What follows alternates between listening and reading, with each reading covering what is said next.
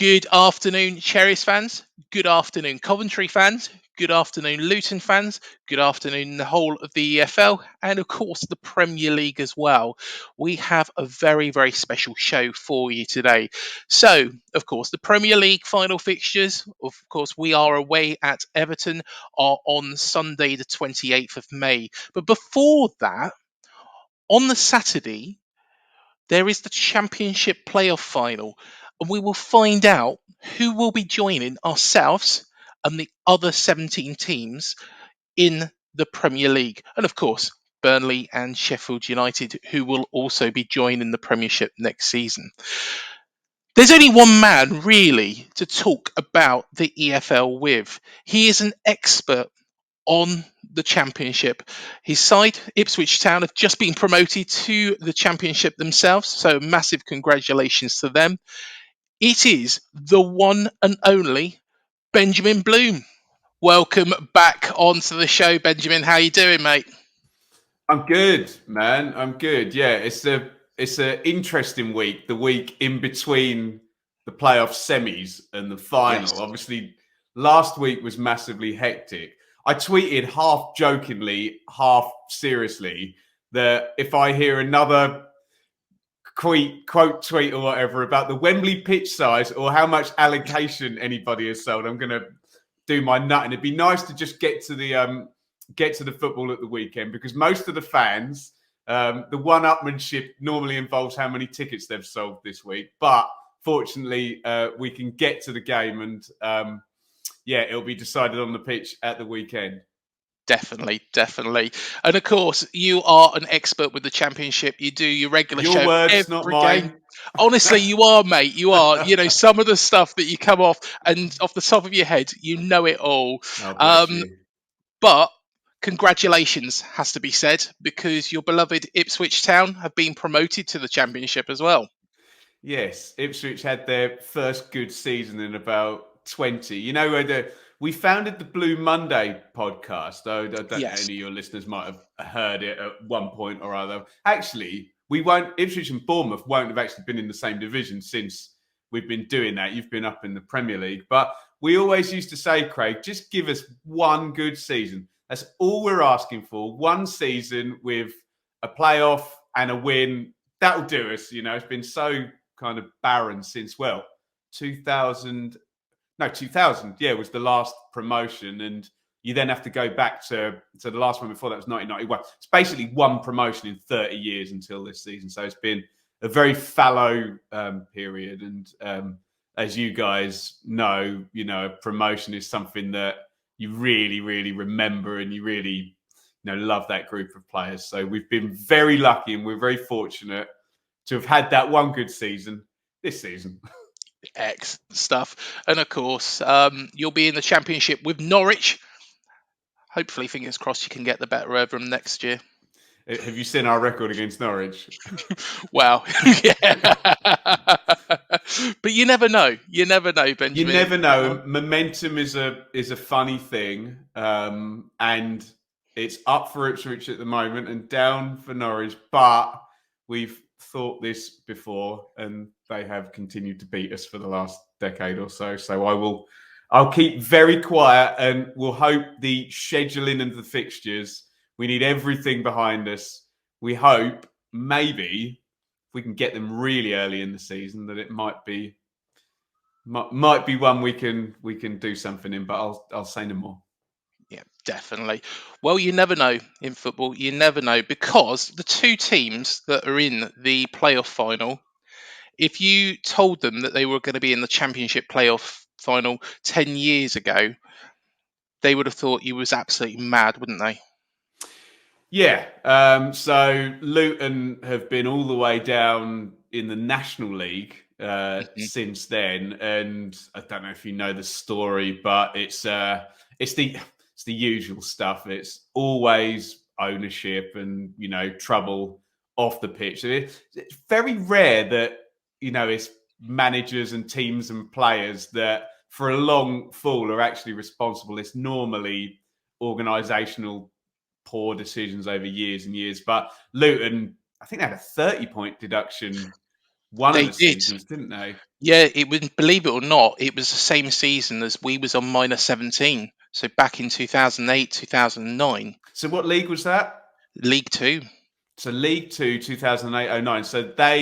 So you survived, if that's Yes. right, is it? And they would Yep. have gone down that season to the National League. And I've been fortunate, actually. I've been working at ITV at the weekends, and Don Hutchison and Sam Parkin were Mhm. both around during the drop. You know, they were towards the ends of their careers, brought in to try and help out, but take 30 points off most teams and you know Dude. where you're gonna end up, don't you? Unless you're basically we assume in a 24 team league.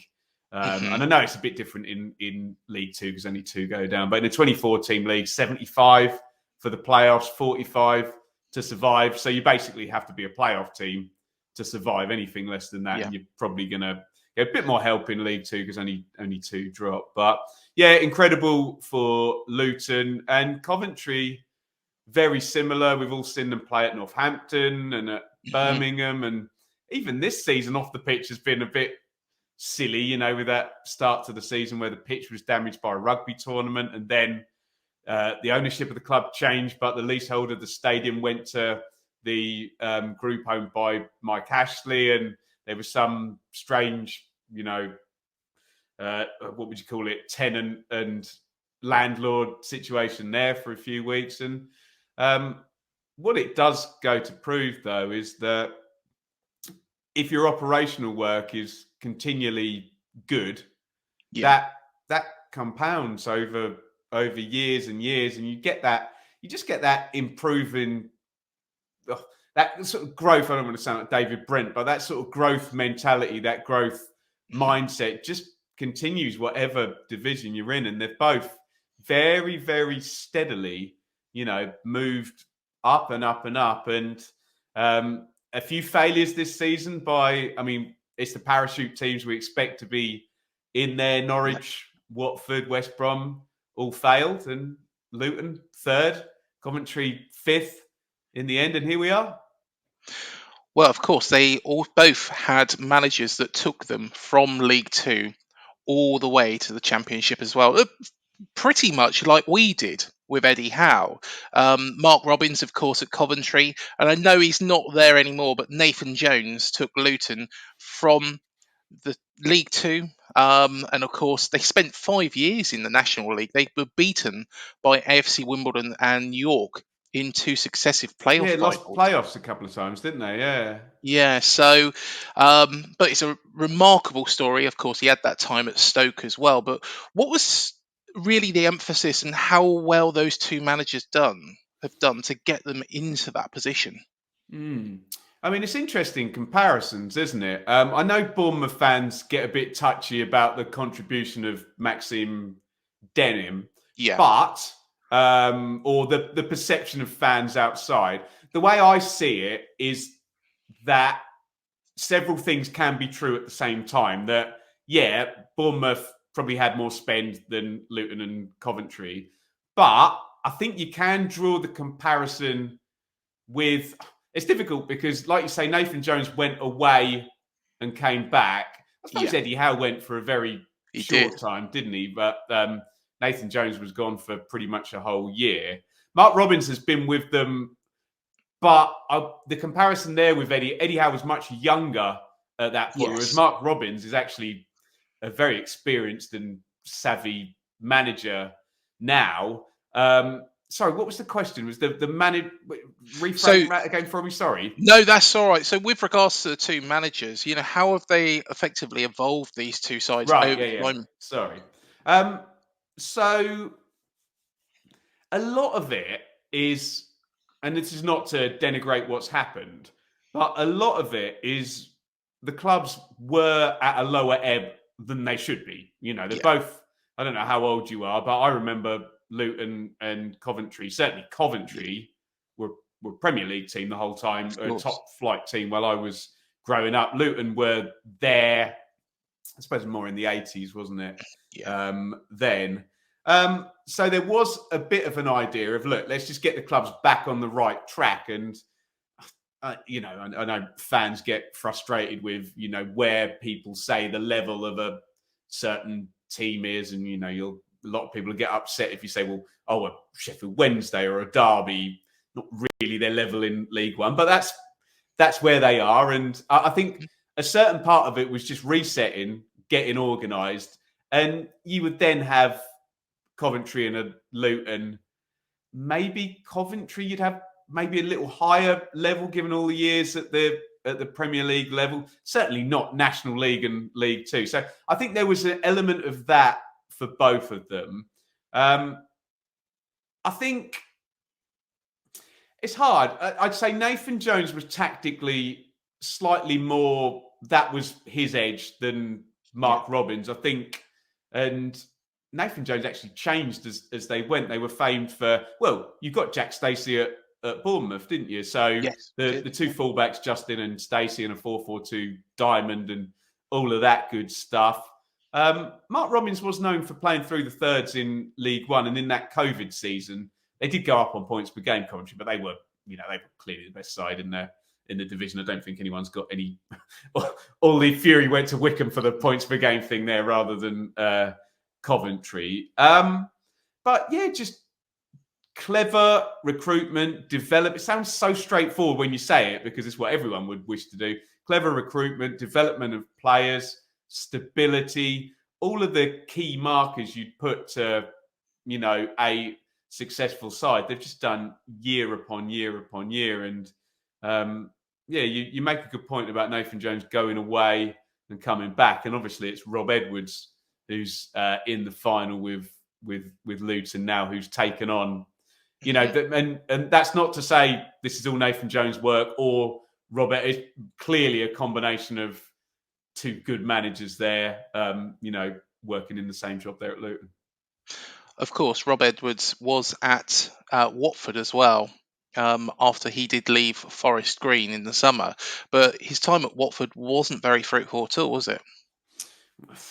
I don't even know if I can say yes or no to that, because it was so disappointing and so short. You see this star young manager in League Two, and he's got the plum job outside the Premier League as the year one parachute team in the Championship. You think, bosh, I can get a run at that. I can get promoted, and I'm a Premier League manager, that hasn't just been dropped straight into the Premier League with, 6 weeks or whatever to get it right before I get sacked from that job. And yeah, unfortunately, who am I to say, if you own your house, you can paint the walls whatever colour you like and have the garden however you see fit. The Watford ownership can do that. But and look, I like Watford as a club. I've been there many times. I like the people. I don't want to come across as, schadenfreude towards Watford. But what more of a lesson can you get from sacking a manager too early than he's in the playoff final with your greatest rivals, who have got a very much smaller budget and sort of size footprint than you have. So maybe they'll learn from that. Maybe they won't. With Watford as well, they were one of my favourites to go up from the Championship this season. The strength of the side looked very, very good. But I think with them, changing their manager every so often, is really having that negative effect. Yeah, and it's one of those, it works until it doesn't work. And the argument always back that you couldn't beat this argument was, in the Premier League for a lot of years, and they bounced back in the COVID season, and even in that season they had Vladimir Ivic, and they changed him to Cisco Munoz, and then he lasted 10 games, and then it was Claudio Ranieri, then it was Roy Hodgson, wasn't it? It's just crazy. But that one season where I think finished 12th today, the clock's ticking. One more year of parachute payments. We mentioned them a lot, but that extra money, once it's disappeared, you're in the crowd with everyone else, and 3 other teams are coming down from the Premier League with able to get those players that you could have got a year ago that now you can't get, and they're going to go and play for them. Yeah, exactly. These two sides, though, going back to Coventry and Luton, It will be massive, this playoff final, to have all that money coming in, because, of course, like you say, Coventry don't actually own their ground. I believe it's owned by Mike Ashley at the moment, isn't it? Yeah, I think it's difficult because in the headlines, it's far sexier and more click-worthy to say Mike Ashley because we all know him Yeah. from Newcastle. But it's the Fraser Group that he. I don't think he's the CEO of it anymore. I think he kind of Hmm.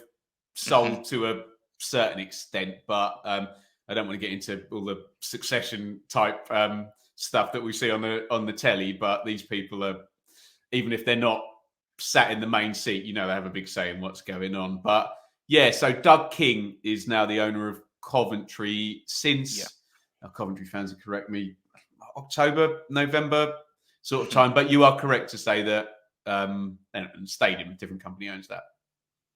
And of course, Luton still at the Kenny. Of course, it's the most amazing away end, isn't it? Really, in the Championship, if not the Football League. Actually, walking through somebody's back garden, there's been loads of pictures and loads of memes on it over the past week. But with regards to the Kenny, as amazing as it would be to see it in the Premier League for years to come, it's unlikely, isn't it? They will need to do something about that ground.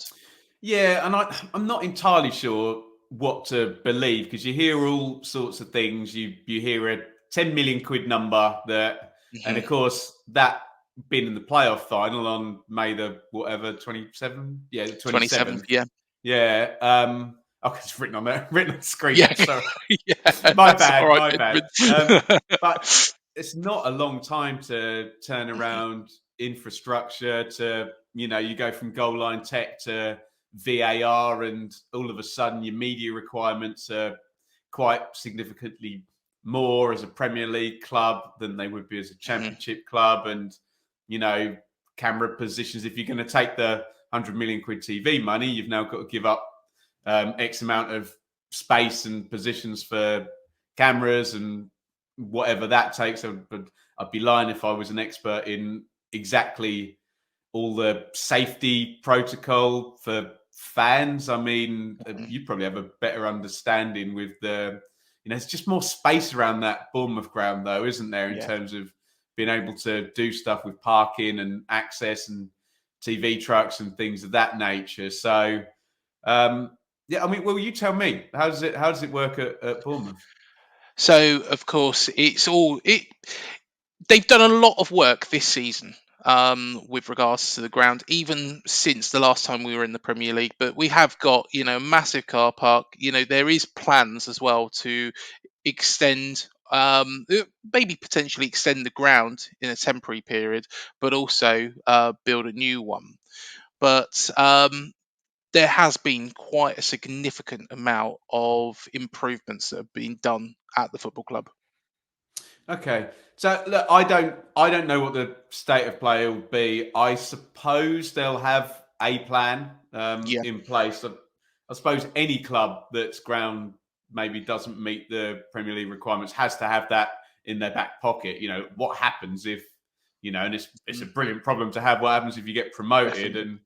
and you're up there? You hear talk about going over and sharing at MK, which is a beautiful stadium, and MK are obviously Mhm. now in League Two after their relegation this season. But honestly, you'd rather have the season at your own ground, and maybe make a bit less money out of it and whatnot. That's the catch-22, isn't it? It's, do you want this to be an authentic experience, and not even the intangible stuff there of the enjoyment for the fans. they Mhm. they'll win more games if it's at Kenilworth Road than if it's at Stadium MK. That'll be easy for Premier League teams, and their fans maybe won't quite buy in the same way they would. But look, I'm not going to profess to be an expert in the safety side of it and the Yeah. certification and what extra policing needs to be done in that regard. But it would be a hell of a lot of fun, and I guess a nice problem for them to have, and at least one season. But um, so it was supposed to be Power Court by the M1, where the Yes. new stadium was going to be. I think it's a different site closer to Luton now. Forgive me, I've discussed this before, but I'm not a total expert. But that's not close. So certainly not. Where would we be first weekend in August? Certainly not. Well, I mean, what is that? 10? I can't It's do the probably math. 10 about weeks. 10 weeks. Yeah, probably Yeah, about 10 weeks 12. before the Yeah. season restarts. But of course, both of these sides have had a fantastic season. In fact, you look at the goal scoring charts, and of course, Victor Gorkarez has scored a hatful of goals this season. Gustavo Hamer scored the goal to get Coventry into the playoff final, and of course, with regards to Luton, Ruddock Mpanzu could be the first player to go from the National League all the way to the Premier League if they win promotion. But Benjamin, how have they done this season? Both of these sides, how have their seasons gone? Well, they both had sort of slow-ish starts, and we had this situation very much like yourselves and Fulham last year, where Yes. you're kind of looking at it and it's like, okay, top two are zooming away and clear. And as I mentioned before, the failure of the parachute teams wasn't apparent really until right at the end of the season. There was still a chance that I suspect if you put good form in for all of Norwich, Watford, and West Brom for, say, the last 5, 6, 7 games, just tacked on a few points, probably all would have been able to get in there. So, and again, I'm really not wanting to denigrate from Luton or Coventry's teams. Would Luton get like 80 points in the end, which is an excellent total, always worthy of the playoffs. I know Plymouth missed it in League One, but Championship's a little bit different in that regard. So they both had slow starts. Coventry's was due to the farcical thing with the pitch being damaged, and the way I had it explained to me by somebody who would know is they were basically in pre-season mode for another 6 weeks longer. They just couldn't get going with home games getting cancelled, constantly playing away. So Coventry didn't actually win a game until October, and we're right down at the bottom of the league. But don't mischaracterize this. I know you guys had lots of fun and games with the Forest fans last season. This isn't a Nottingham Forest start incredibly badly, sack your manager, bring in a brilliant manager, and bosh away everything goes. This was already a good project at Coventry that was just delayed by the start of the season. I think the key thing for Coventry was they didn't sell the two players you mentioned, Gus Hamer, Victor Gyökeres. There's Callum O'Hare as well, who unfortunately has been injured for most of the season, but another really good player for Coventry. And this will be a theme with the final, where you've almost got. So it's like Luton are Blur and Coventry are Oasis, right? Oasis have got Don't Look Back in Anger and Wonderwall. They've got the better hits. But maybe Blur are the better all-round package in terms of a bit of variety. So I might use that comparison against that again. Actually, that's quite a good one. But so you've got these star men at Coventry. Luton, as you mentioned with Nathan Jones, have maybe got the better process. Not to say Coventry's is bad, but if I'm a Premier League club, if I'm Bournemouth and I want to pinch a player from one of these teams, who do I hope's going to lose so I can pinch one of their players? Probably I'll probably want Gyökeres or Hamer, despite the fact that people like Carlton, Morris, Alfie Doughty has stepped up really nicely at Luton. Adebayo was the guy last year who's been quite at the level this year. But then, of course, Luton had to cope with Nathan Jones going. And often when you get and that was the proof in the pudding for Luton, is this just a brilliantly run club, or is Nathan Jones carrying them? No, it's just a brilliantly run club because in comes Rob Edwards, and it's an unfalsifiable argument because Nathan Jones didn't stay there. We don't know whether they would have still been here or whether Rob Edwards has improved them. But I thought Middlesbrough were going to finish third for the most part, and I thought Middlesbrough would actually be the favourites to win the playoffs. And so for Luton to finish third is incredible. For Coventry to beat Middlesbrough in the semi-final, and the way they did, very pragmatically, very clever, very tournament football wise, savvy. Such a flip of a coin now, this game. We saw, of course, last season, Huddersfield beaten by Nottingham Forest, and it only took a Neil Warnock revival to keep them in the Championship. For the losers of this game, how big is that risk? What a great question. So I've literally just written an article about exactly this. So I've got all of these thoughts in my head. And you're totally right to ask the question, because we've seen Huddersfield, Barnsley the year before as well. Who did they play in the? So you played Brentford, didn't you? And Barnsley lost to Swansea, would be right. But Yeah. Barnsley had the mother of, they didn't get to the final, but had the mother of all collapses.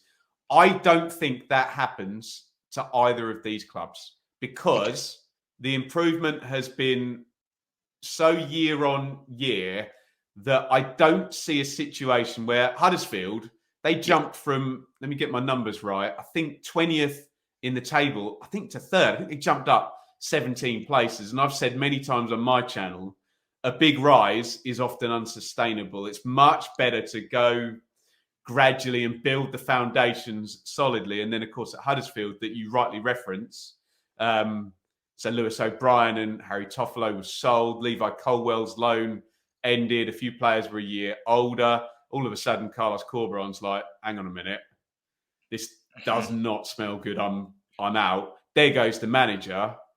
And the wrong appointment, which they made two of them, Danny Schofield and Mark Fotheringham. Yeah. And you are gone from £180 million game to potential relegation. And as you rightly say, only a Neil Warnock. I don't foresee that happening. The risk is greater at Coventry for the reason I mentioned, that they've got two players there that clubs are really going to want. Even if they go up, clubs are still going to want to sign those two players. And for any Coventry fans that want to get upset, that's not me saying it's a two-man team. I absolutely did not say that. But I always make the comparison. Arsenal Invincibles. Thierry Henry was still the star player. Yeah. Every team has to have a best player. When you guys went up, if you hadn't gone up, everyone wanted Danjuma. Danjuma goes. Exactly. If you hadn't gone up, where do you think Solanke and Billing are going? They're not staying in the Championship with Bournemouth, are they? Every team has its best players. I would say Coventry's stand out a bit more. But is a Premier League club going to want to steal Mark Robins away? Probably not. It's a parachute team.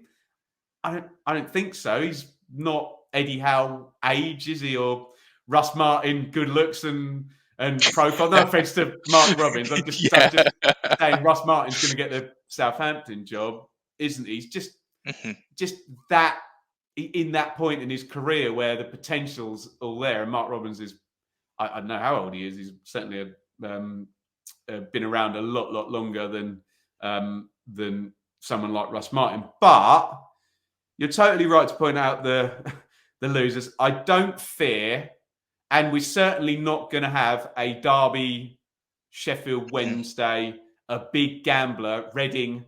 All of those teams have been in the playoff run. I would like to think that, I don't care, I don't have a dog in the fight, but I would think the size of Aston Villa would have saved them in the end.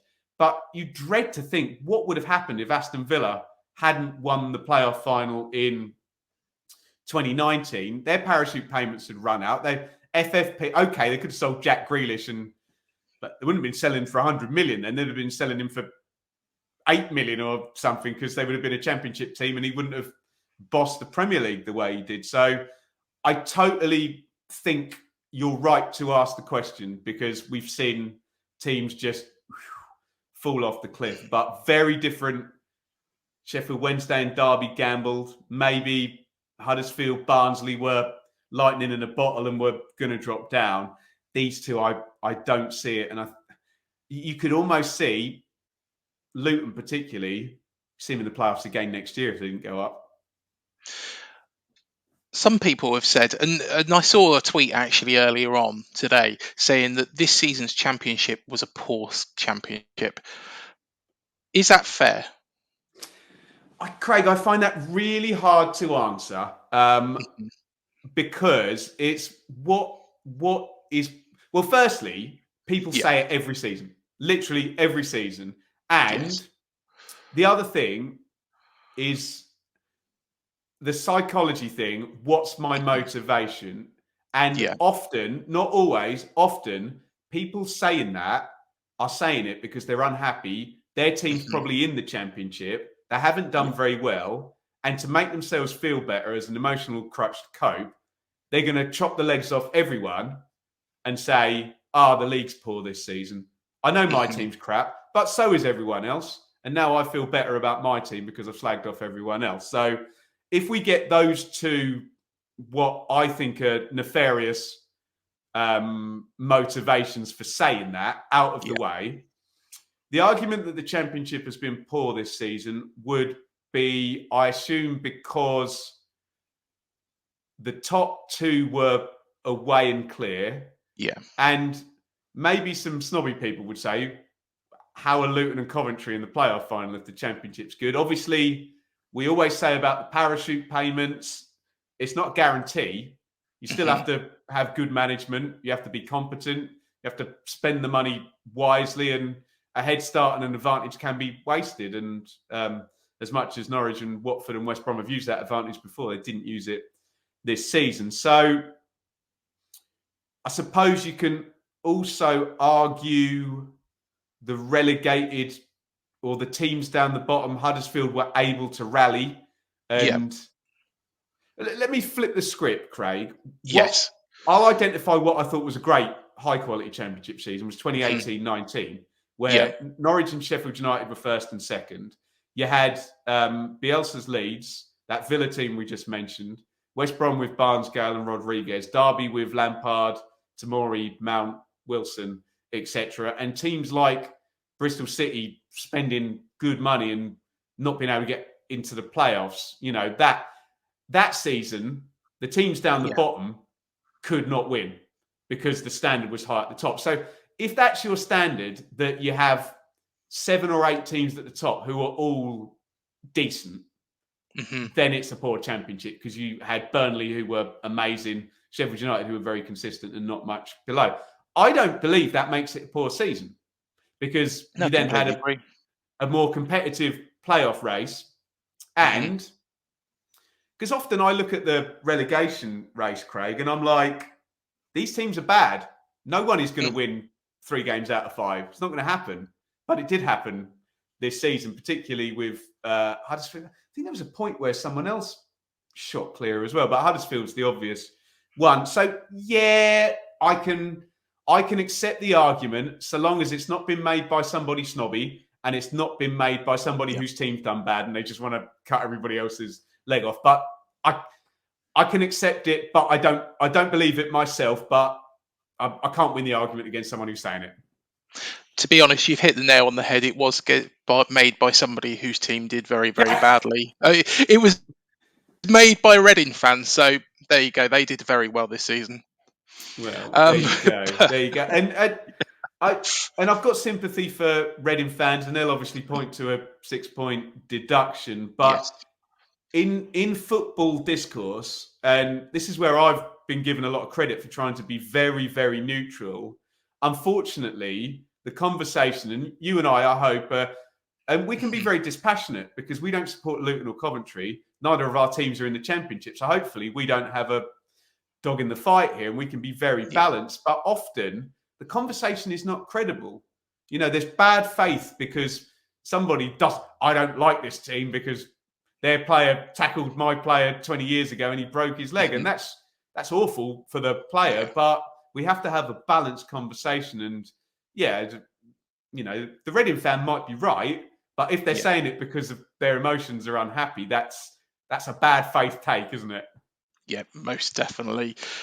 Before we let you go, how do you see it going? How do you see it going? Who's going to go up? I hope I'm totally wrong, Craig, because I hope it's 2-2, 3-2, and really exciting.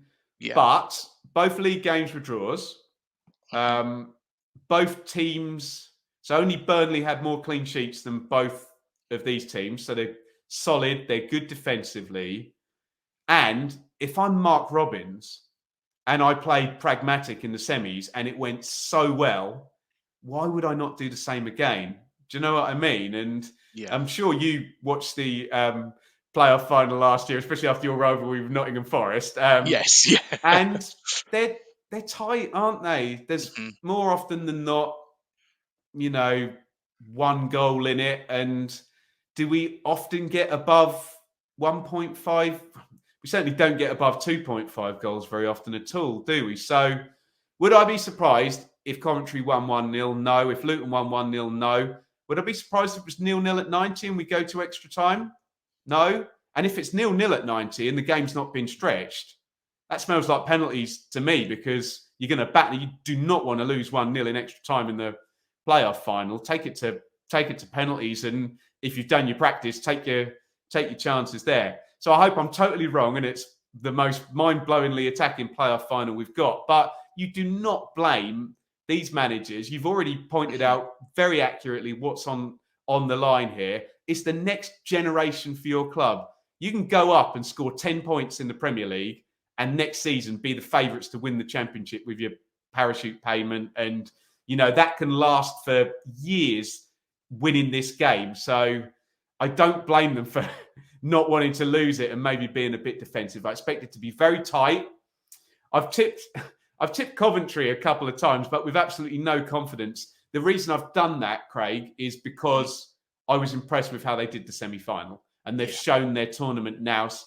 But I was also at Luton for the semi-second leg, and they came back from behind and beat up on Sunderland. So I've absolutely right down the middle. On the basis of the league, Luton will win it. On the basis of the playoff semis, I'd have Coventry. On the basis of who's the best team, I'd have Luton. On the basis of who's got the star quality and a couple of players to match winners, maybe I'd have Coventry. I'm right down the middle on the fence, I have to say. Who do you think is going to win?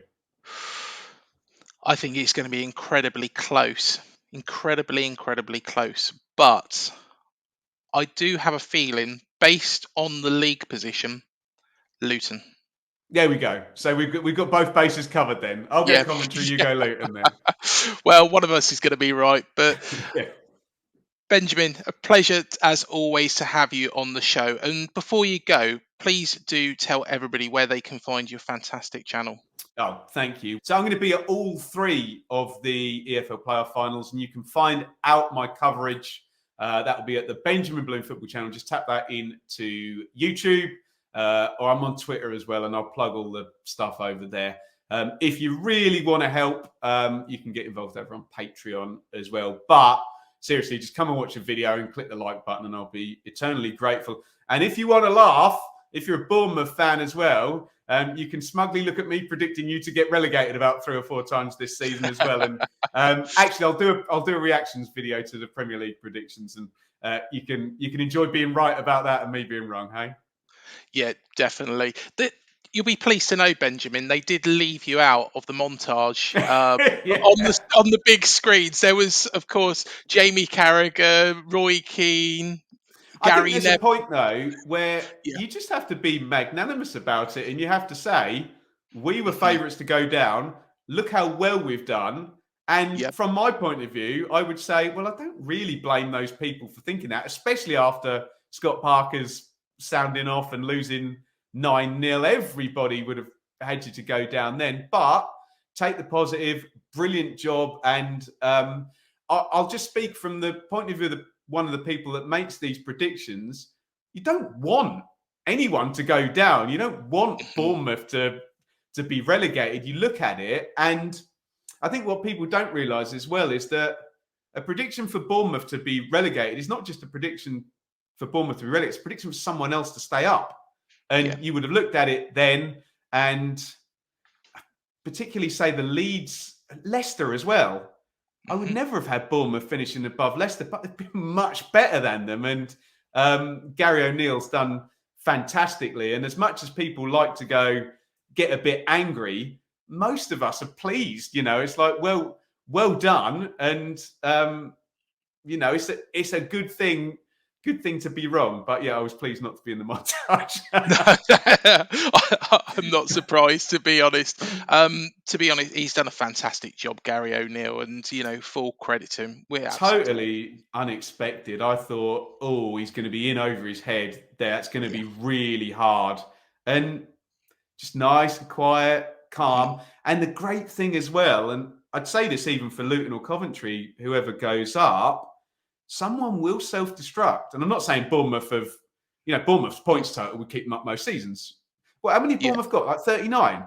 39. Yeah, Oh God, keep them up every season pretty much, yeah, wouldn't it? So, they've not done it because other teams have been bad, but someone will always do silly things and sack two managers and hang on too long, and keep your head down, win your home games, don't be silly, and away you go. And yeah, more power to Gary O'Neill, because I didn't see that one coming. Brilliant work.